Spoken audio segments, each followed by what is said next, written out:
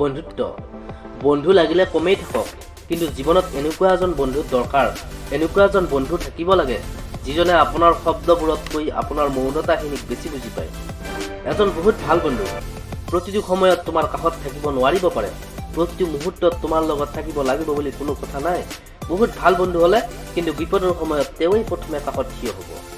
কিবা কাৰণত যদি কাজিয়া হোৱাৰ পিছত যিজনে প্ৰথমে মাত লগায় বা ফোন কৰে, সি কিন্তু নিলাজ নহয়। তাৰ ওচৰত সম্পৰ্কটোৰ মূল্য সকলোতকৈ বেছি।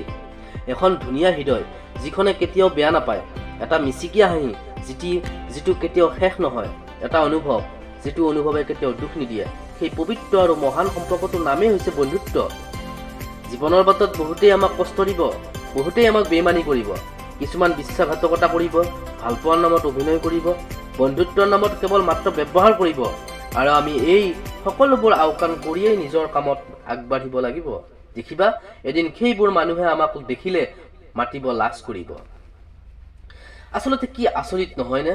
আজিকালি মানুহবোৰ ইমানেই স্বাৰ্থপৰ যে দৰকাৰ হ'লে সম্পৰ্কই এৰি দিব, কিন্তু অহংকাৰ এৰি নিদিয়ে। কেতিয়াবা মোৰো অহংকাৰ কৰিবলৈ মন যায়, কিন্তু কিহক লৈ অহংকাৰ কৰিম? কি আছে মোৰ? মই দেখোন মাটিৰ মানুহ, এদিন মাটিতে মিলি যাব লাগিব। অহংকাৰ কৰি একো লাভ নাই। কেতিয়াবা কবৰস্থানলৈ গৈ চাবা, তাত আমাতকৈ ধনী, আমাতকৈ ধুনীয়া আৰু আমাতকৈ জ্ঞানী মানুহো মাটিৰ লগত মিহলি হৈ আছে। যদি আপোনাক ধন সম্পত্তি অহংকাৰী বনাইছে, তেন্তে আপুনি বিদেশ ভ্ৰমণ কৰি একো লাভ নাই। এবাৰ আপুনি শ্মশান ভ্ৰমণ কৰক, আপোনাত পৰ কিমান ধনী মানুহ মাটিৰ লগত মিলি আছে। এই স্বাৰ্থপৰ দুনিয়াখনত ভাল বুলি বিশেষ একো নাই।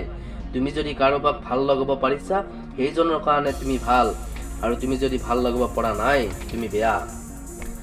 দেহৰ শেষ পৰিণতি যিদিনা দেখিবলৈ পাম, সেইদিনা কিন্তু আত্মাৰ প্ৰতি আৰু বেছি মোহ বাঢ়িব। কিন্তু কি কৰিব, সময় কিন্তু নাথাকিব। অকলে থাকিব শিকা, কাৰণ এই দুনিয়াত কোনো কাৰো নহয়, সকলো মানুহেই একোজন স্বাৰ্থপৰ। মনত ৰাখিবা, যিবোৰ মানুহে আপোনাৰ আগত আনৰ বিষয়ে বেয়াকে কয়, মনত ৰখা ভাল, সেইবোৰ মানুহেই কিন্তু আনৰ আগত আপোনাৰ বিষয়ে বেয়াকে কয়।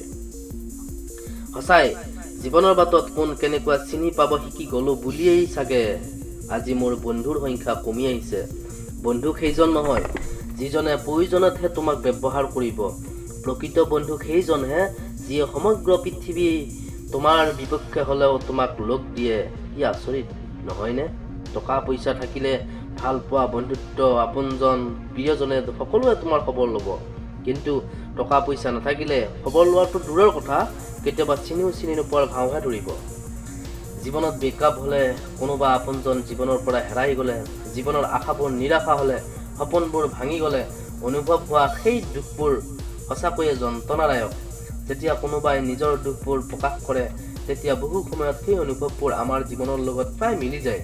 তেতিয়া অনুভৱ হয় যেন মোতকৈও দুখী মানুহ আৰু এই দুনিয়াত আছে। মনত ৰাখিবা, জীৱনৰ পৰা আঁতৰি যোৱাজনৰ প্ৰতি যদি হৃদয়ত ভালপোৱা আৰু সন্মান থাকে, তেন্তে এদিন তেওঁক পাহৰি যাব পাৰি, কিন্তু যদি তেওঁৰ প্ৰতি হৃদয়ত ঘৃণাৰ ভাৱ থাকে, তেন্তে কেতিয়াও পাহৰি যাব নোৱাৰি।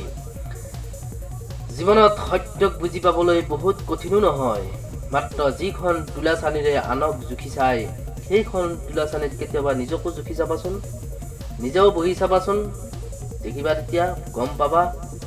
বন্ধুসকল, শেষত এইটোৱে কম, ইচ্ছা কৰিলেই কিবা এটা কিনি ল'ব পৰাকৈ ধনী নহ'ব পাৰোঁ, কিন্তু ইমানো দুখীয়া নহয় যে নিজেই কেতিয়াবা বিক্ৰী হৈ যাম। বন্ধুসকল, এনেকুৱা ধৰণৰ ভিডিঅ' চাই থাকিবলৈ ওচৰত থকা ছাবস্ক্ৰাইব বটনটো টিপি দিব, লগতে লাইক এটা কৰি দিবলৈ নাপাহৰিব। জয় আই অসম।